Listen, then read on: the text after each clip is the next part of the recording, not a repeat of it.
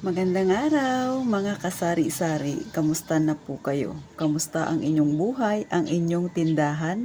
Sana ay nasa mabuti kayong kalagayan, maging ang inyong negosyo at syempre higit sa lahat, ang inyong kalusugan, maging ang inyong pamilya. So, ngayon, itapik natin, ito ay para sa mga mag-uumpisa pa lang ng tindahan at ganito ang kanilang napiling negosyo. Sana ay kapulutan ninyo ito ng kaunting idea. So, bago ka magsimula ng iyong tindahan o sari-sari store, una, syempre dapat may puhunan ka. Pero hindi naman pinag-uusapan kung maliit o malaki ang iyong puhunan. Basta ito yung mga una mong dapat malaman bago ka magtayo ng isang negosyo. Siyempre, kapag tindahan, puhunan, pangalawa, yung area mo, yung location mo. Ano ba yung mga tao doon? Ano ba yung lagi nilang binibili? Dapat may alam ka. Ano ba yung mabentang product para sa kanila? Kasi hindi ka pwedeng magtayo ng negosyo na ikaw yung masusunod sa mga gusto mong ibenta. Tapos yung mga nasa paligid mo, hindi naman yun ang gusto nilang bilhin sa'yo. So, hindi rin yun mabebenta, mga kasari. So, katulad dito sa amin, hindi mabenta yung mga bote-bote na yan. Ang mabenta dito mga ripak-ripak. So, okay lang din naman. Kaya lang, magtsatsaga ka talagang mag-ripak. Sa totoo lang, mas malaki naman talaga ang kinikita kapag ripak-ripak, pero tiyagaan lang talaga, mga kasari. So dapat, yun nga, alam mo yung mga needs ng mga kapitbahay mo, ng mga posibleng maging iyong customer, dapat alam mo yun. O, di ba? Next, maliban doon, syempre, alam mo rin yung paano sila i-handle, o di ba? Paano ka makipag-communicate sa mga taong nakakasalamuha mo. Kasi isang malaking factor 'yon para magkaroon ka ng magiging regular na customer. O. Next, ano pa ba yung dapat mong malaman sa isang tindahan? Ano ba yung mabenta sa lugar ninyo? O, di ba? Yung product na yun. Kung baguhan ka pa lang sa pagtitinda, syempre kung taga doon ka na talaga, ay madalas mo nang nakikita yung mga kadalasang binibili ng mga kapitbahay mo. At saka syempre, sa totoo lang, sa sa area ninyo, lalo na kung magkakatabi-tabi kayo, makikita mo na yan, di ba? Aros araw-araw kung ano mga binibit-bit niya, mga dinadala niya sa kanyang bahay na binibili niya galing sa tindahan. Pero maliban pa doon, syempre, okay na, may location ka na, alam mo na lahat-lahat. Syempre, higit sa lahat, dapat magkaroon ka ng kaunting background kung yung papasukin mo ba ang negosyo, ano ba yung posibleng magiging problema. O, diba? Hindi naman sa pinag-overthink ko kayo. Pero syempre, kapag papasok ka sa isang negosyo, hindi yan maaaring hindi ka magkaroon ng problema. Meron talaga yan. Lahat ng mga nagtitindahan ay nararanasan yan. O, di ba, number one nga na magiging problema ng tindahan ay katulad ng ganito, matumal. Marami kang naririnig nga nangaingay sa harapan ko. Pero yun, mga motor lang. Pero tingnan mo yung bumibili, wala. No, ganun. Kasi nga may time na may mabenta, may time na medyo matumal. So, dapat alamin mo rin yun kung ano ba yung oras na mabenta kasi doon ka dapat mag-open ng mas maaga. Pero, hindi naman lahat ng sinasabi ko dito ay advisable sa inyo. Katulad nga lang sa akin. 'Di ba sabi ko nga maaga ang bintahan dito sa amin pero minsan nakakapagbukas ako minsan hindi ganun kaaga. Kasi nga kung ako lang mag-isa, akin lahat. So, ganun, mga kasari. Yung mga lahat ng sinasabi ko sa inyo ay hindi rin yan applicable sa iba. So, ang gawin ninyo, kunin ninyo yung applicable sa inyo. So, magiging guide ninyo yun. Magkakaroon kayo ng idea kung ano ba yung mga dapat ninyong planuhin, dapat ninyong gawin para mapalago ninyo kaagad ang inyong tindahan. O, diba?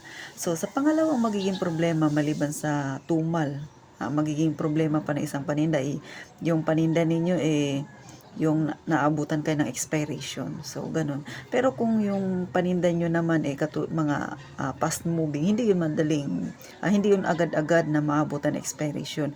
Mag-focus kayo dun sa slow moving. Huwag magtatambak ng marami nun kapag slow moving yun kasi maaring syempre mahina siya tapos maabutan ng expiration. So, isa yun. So, mababawasan ang inyong puhunan, mga kasari. Although hindi naman ganoon kadalas, pero mas maganda yung paninda mo mas kumbaga sa gulay sariwa siya, 'di ba? Kumbaga fresh siya lagi, mga ganun, mga kasari. 'Yun ang lagi ninyong tatandaan kapag slow moving, huwag magtatambak ng marami. Pag fast moving, okay lang 'yun. At saka pumili ka ng ibang mga item din na medyo maliit yung punan pero malaki yung kikitain mo. Sa totoo lang sa tindahan, lalawak ang iyong kaalaman tungkol sa mga tao na nakakasalamuha mo, sa produkto. Kumbaga natututo ka pa. Araw-araw sa totoo lang kapag may tindahan ka, nadadagdagan nyo, natututo ka talaga, nagkakaroon ka ng aral. Tapos na-share mo yan minsan sa mga customer mo. Totoo yun kasi katulad sa akin, ganun ako mga kasari. Sa mga item ko, 'di ba? So hindi maiwasan na kailangan magsaliksik ka rin tungkol doon kasi pwede mo siyang i-share sa customer mo. Yung customer mo, maaring yung napagsabihan mo yan maaring maging regular na customer mo. Ganon mga kasari. Kumbaga sa pakikisama, tapos palitan kayo ng ideas ng customer mo at saka ikaw naman na may-ari ng tindahan. So ganon po yung aking ginagawa mga kasari para magkaroon kami ng magandang communication ng aking customer na magiging regular ko na siya na customer. Next, ilang problema pa ng tindahan syempre dapat matuto ka ring mag-ipon. Bagamat hindi siya problema pero maaaring maging problema siya. Bakit ko ba nasabi? Kasi kailangan kapag ikaw ay may tindahan, matuto ka ring mag-ipon, mag-impok. Kasi sabi ko nga sa inyo, 'di ba, minsan matumal. So kung may ipon ka, katulad nung nasabi ko na sa isang vlog ko, expected mo dapat ngayon kikita ka. Kasi kinabukasan may delivery ka. Paano kung hindi ka kumita ngayong araw na yun? So kung ikaw ay may tindahan at nakapag-impok ka, meron kang madudukot kahit papano para sa delivery mo. So ganun mga kasari. Mga mild lang siya na problema pero sa totoo lang malaki ang impact niyan kapag wala kang ipon, wala kang mahuhugot. O diba? Kung nandiyan na yung delivery mo, wala ka pang ipambabayad o talagang masakit sa ulo yun. So kailangan pag may tindahan ka ganun yung thinking mo sa yung negosyo, makapag-ipon kahit pa kunti-kunti, magtabi ng pera kasi maaaring magagamit mo yan sa future na magiging problema, o di ba? Hindi pa siya problema pero dapat pinaghahandaan na mas maganda yung nakahanda ka sa problemang darating sa iyo mga kasari. Sunod na problema ng isang tindahan, yung mga customer mo na mangungutang, o di ba? Isa rin yan sa magiging problema mo. So kapag tindahan talaga yung iyong particular na negosyong gusto, isa yan sa magiging problema mo, yung mga customer mo minsan regular na nangungutang tapos hindi nagbabayad. So kung ikaw wala pang tindahan na nanonood sa akin, gusto mo magka-idea, so isa ito sa magiging problema mo. Huwag basta-basta magtitiwala sa customer mo, huwag basta-basta magpapautang. Kung hindi talaga maiwasan, magpautang ka lang ng tama lang, huwag kang magpapautang ng all out ka sa kanila. Huwag mga kasari kasi maaring magiging dahilan niya na magkaroon ka ng kaaway, magkaroon ka ng kasamaan ng loob, tsaka syempre maaari kang malugi lalo na kung malakihan ang utang. So kailangan doon lang tayo sa neutral. Pwede siyang mangutang pero mag-set ka lang ng boundaries, maglagay ka lang na ito lang yung kaya mong ipautang. Magbayad man siya sa hindi ka ganun ka apektado. O mga simpleng problema na pwede namang i-avoid kapag ngayon pa lang ay pinag-iisipan mo na. So malaking tulong ito sa mga gustong magkaroon ng tindahan at sa mga may tindahan na nagsisimula pa lang. Ganun ako mga kasari, ganun yung aking naisip sa totoo lang kasi mother ko noon nakita ko magpautang, ay nako, talaga namang lista kong lista. Tapos yung iba hindi na nagbabayad. Tapos tag-sideline siya ng pera na nagpapahiram siya. Ay, hanggang ngayon, nagsara na lang, ilang taon na hindi pa rin nagbabayad. So, ganun yung magiging problema ng isang may tindahan. Sa totoo lang, marami ka pang mai-encounter araw-araw na problema. Habang tumatagal ka sa nagtitinda, parami ng mai-encounter mong problema ng tindahan. Pero minimal lang naman siya. Yung mga sinasabi ko sa inyo ay maari siyang magiging isang malaking problema kung kunwari hindi ka nag-ipon, o 'di ba? O isa sa magiging malaking problema 'yun pag dumating yung emergency na hindi ka nakapag-ipon para sa iyong negosyo. Tsaka syempre, kailangan mo talaga din na mag-ipon kasi paano kung medyo nag-down ang negosyo mo, 'di ba? May mahahatak kang magiging puhunan ulit, panimula ulit. So sa mga baguhan pa lang diyan at sa mga nag-iisip ng negosyo na tindahan, sana ay makatulong itong mga simpleng mga topic ko na maaring maging problema ng isang may tindahan. Sa totoo lang, hindi naman talaga mawawala ng problema ang isang negosyo. Pero nasa sa atin na lang yan kung paano natin haharapin. Tsaka huwag basta-basta give up. Kunwari, ako dumanas na rin ako ng ganyan. Yung parang ayaw ko na ngang magtinda. Kasi nga, halos ang laki na ng pera na nawala sa tindahan ko. Pero kita nyo naman sa ngayon, di ba, medyo lumalago na naman siya. So, ganun po, may ups and down talaga ang negosyo. So, wag lang laging negative ang isipin, dapat positive lang tayo. At saka, syempre, isipin natin na ito yung pinili natin. So, kailangan humawak tayo dun sa ating pangarap. Tsaka ano ba yung layunin mo? Bakit ka nagtindahan? O di ba mga kasari? So, mas mainam po yun. Lagi yun ang iisipin natin. At saka focus lang tayo sa goal. Huwag kang magpapadistract sa ibang mga bagay na nangyayari sa iyong negosyo. Normal yan. Pero sabi nga kailangan matatag lang ang iyong kalooban. So sana mga kasari, nakapagbigay ako ng kaunting kaalaman sa mga baguhan din sa ganitong larangan, o di ba?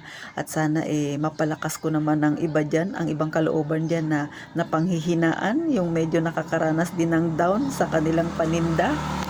So, hindi po talaga maiiwasan yan mga kasari. Kahit ako man, naranasan ko rin yan. Pero tuloy-tuloy lang, o, di ba? So, ngayon nga, malapit na naman yung pagpapalit ng taon. October, kalagitnaan na, di ba?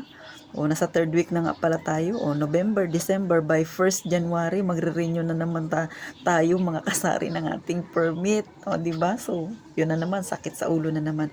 So, hindi ako masyado nangangamba kasi January pa lang nag-uumpisa na akong mag-ipon-ipon. So, mga kasari, isa rin yan sa magiging problema ninyo pag hindi ka nag-ipon na ang pang-renew ninyo ng inyong permit kasi medyo malaki rin talaga ang babayaran sa City Hall. Pero syempre, hindi nyo yan magiging problema kung maagap kayo. Ito yung sinasabi ko na hindi pa siya nangyayari, agapan nyo na, o diba? Katulad ako, alam ko naman taon-taon talaga na nagre-renew ng permit. So, January pa lang, nag-aalkansya na ako. So, ngayon, medyo nasa kalagitnaan ako ng pag-iipon. So, ganun mga kasari. Kaya, konti na lang din ang aking iipunin. Pero, sabi ko nga, ang tindahan, ang negosyo hindi nawawala ng problema pero maaari namang i-avoid yan kung magiging maagap ka. So thank you po sa mga nanonood at sana sa mga hindi pa nakasubscribe dyan. Please naman po palike at saka subscribe na rin po kayo sa aking maliit na channel. Sana po huwag kayong magsawang suportahan ng aking maliit na channel para makatulong pa sa mga kagaya nating nasa masa. Sa totoo lang, itong vlog na to ay pangmasa po. Wala po ako doon sa payaman-yaman. Ang tinatalakay ko po ay pangkaraniwang problema ng isang may tindahan, ng sari-sari store, problema ng nasa masa, problema nating mga mahihirap at saka nasa baba na mapapersonal man yan, mga pangyayari sa ating buhay, pwede nating itapik. Kung kayo ay may gustong talakayin mga kasari, kahit hindi regarding sa negosyo, pwede nyo pong i-comment sa baba ha, para pag-usapan natin at saka yung iba ay magkaroon din ng guide sa kanilang pamumuhay. Thank you po muli at ito ang inyong pambansang tindera, si Ate Tintin. Mag-iingat po kayong palagi, mga kasari.